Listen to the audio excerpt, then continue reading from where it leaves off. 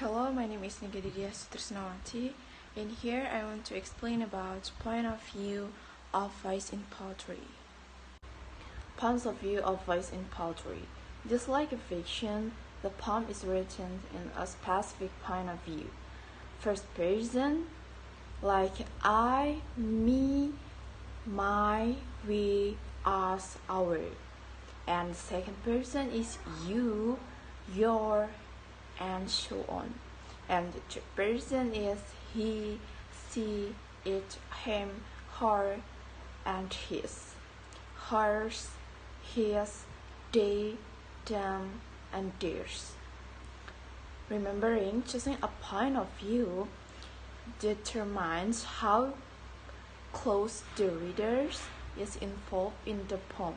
The third person point of view will create more distance the reader will be and deserve, whereas first person point of view will draw the reader into the poem. Second person point of view is occasionally used in poetry.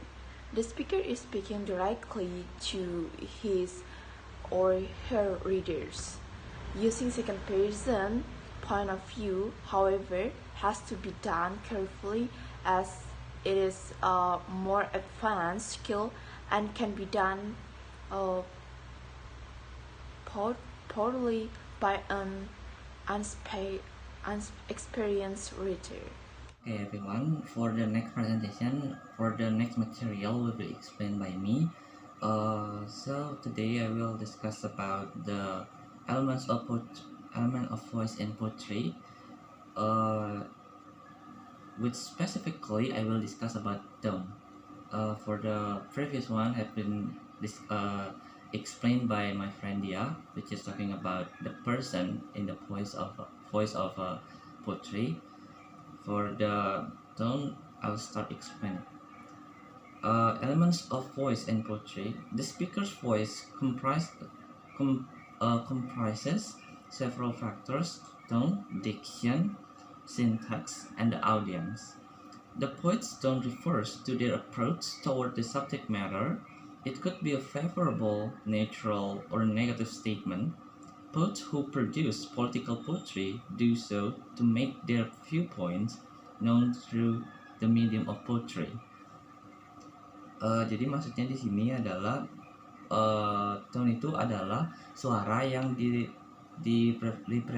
direpresentasikan oleh si penyair itu sendiri, dan dia bisa menyalurkan suaranya atau menyalurkan idenya. Contoh di sini ide politikalnya itu disalurkan dengan karya ilmiah. Jadi ada satu karya ilmiah di sini, which is the title is about the In Flanders Field, author of John McCrae in 1915.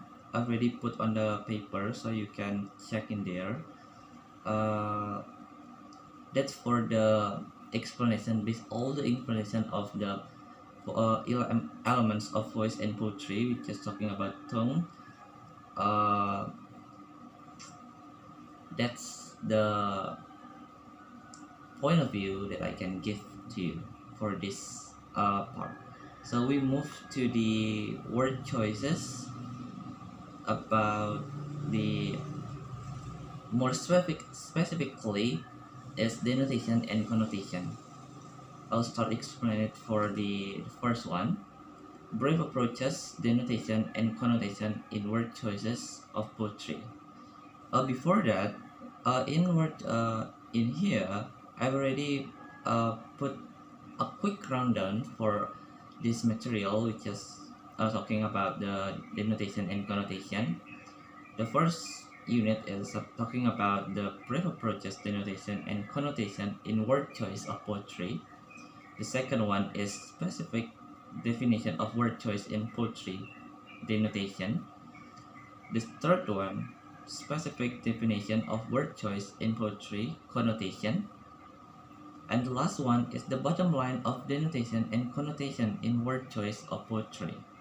Okay, for the first one is brief approaches, denotation, and connotation in word choice of poetry.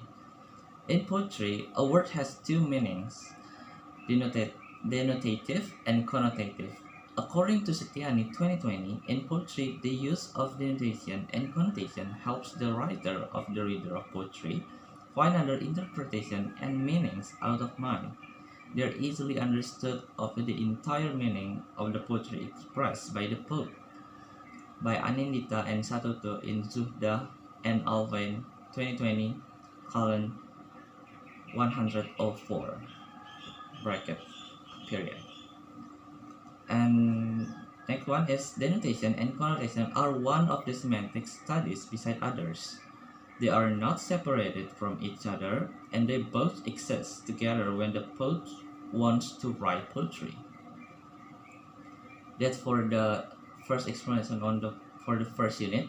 For the second unit, is the specific definition of word choice in poetry denotation. According to Cahyani's assertion in 2020, a major part of word meanings is the concept of denotation, which signifies the same thing as dictionary definitions, which is commonly accepted by everyone. According to Isfandiari in Zuhdah in Alvin 2020, colon 105, denotation is commonly defined as literal meaning of a word with only one specific meaning. In other words, it is the basic meaning of visual signs. For the example, home has no other connotation than a place where someone lives. On the other hand, roses have thorns on their stems, and petals are usually red, white, or pink in color. They are also part of the flower family. That's for the explanation for the second unit. For the third unit is discussed about specific definition of word choice in poetry connotation. Connotation can be defined as the wide collection of positive and negative associations that most words carry. It is also a word means something else, the additional meaning or sense value contained in a word, by Elinelli in Zuhdah and Alvin 2020, colon 105. And then, for example, home connoted to love, comfort, and family in its connotative connotation. Cahyani 2020, to put it simply, Cahyani have explained about the connotation refers to the emotional associations that the term conjures in one's mind. Connotation vary according to the experience of individuals because people do have common experiences. Some words have shared connotations. It is called has a connotative meaning when the word has a taste value, both positive and negative. If it has no taste value, then said not to have connotation. Cradler 1997, colon 45. Connotation, also known as a figurative language or figure of speech, is a notion that can be connected with a word. A word might be proposed to have one or multiple meanings. That's for the explanation for the third unit. For the fourth unit, which is the last unit in the denotation and connotation, is the bottom line of denotation and connotation in word choice of poetry. The writer concludes that in poetry, that poet can use two meanings in language. So, in addition to other meanings such as diction or style to convey the literal meaning or the real words as the meaning in the dictionary, as well as connotative meaning or associative meaning, which mean that when a word suggests a set of associations, the reader can associate by doing so. Using these tools, the poet can go deeper into the meaning of their poetry. That's all for the explanation for the denotation and connotation. Okay, I want to add a little bit information about connotation and denotation. Connotation and denotation is one part of the word choice that can commonly used for the poet to make a poetry. That's because the poet can deliver their meaning in poetry that they wrote before it can be delivered to the reader smoothly. So what is the connotation and denotation? In simple words, connotation is a word who has more than one meaning, which is not literal meaning, or which is not a meaning that you can be found on the dictionary. Different with the denotation. Denotation is the meaning, same like connotation, but the difference is the meaning of denotation can be found on the dictionary. That's for the, or in other words, denotation is literal meaning. That's for the explanation of the denotation and connotation. That I think that's all of my edition information of the denotation and connotation. For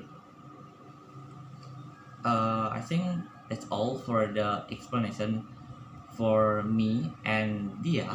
We just talking about the person, tone, denotation, and connotation. For the last word, I say Santi Santi Santi Om.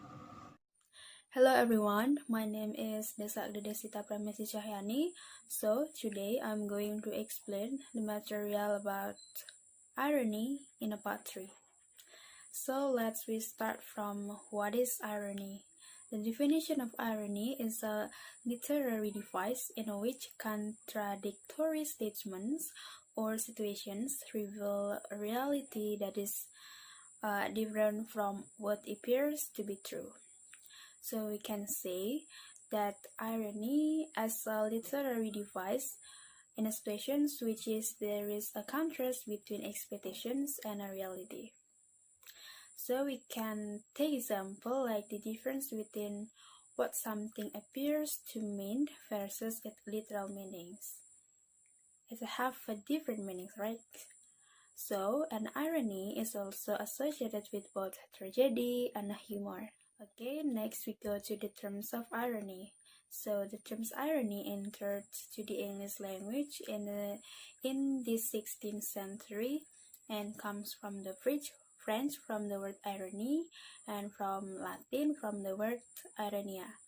All these terms originate from the ancient Greek, that is stereotypical character known as Aaron.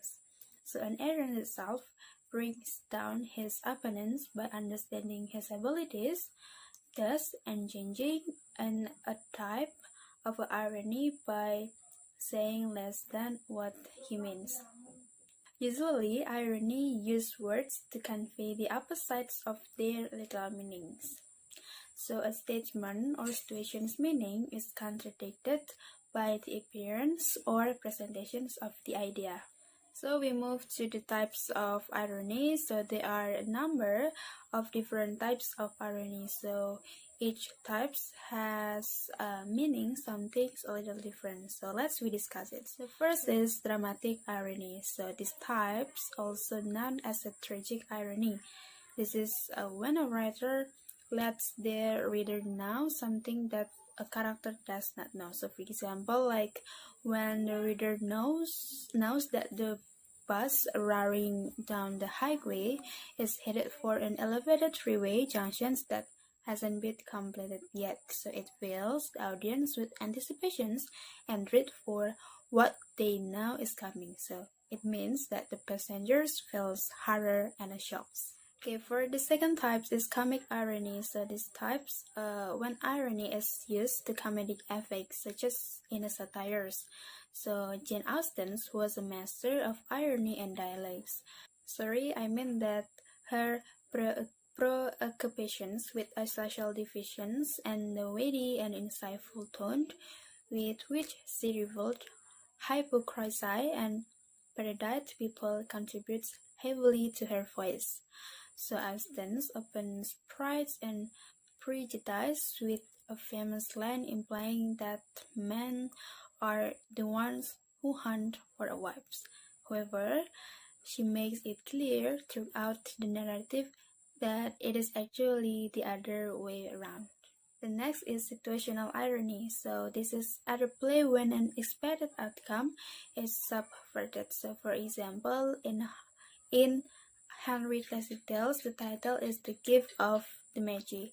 So a wife cuts off her long hair to sell it in order to buy her husband a chain for his prize watch. Meanwhile, the husband has sold his watch in order to buy his wife a comb for her hair.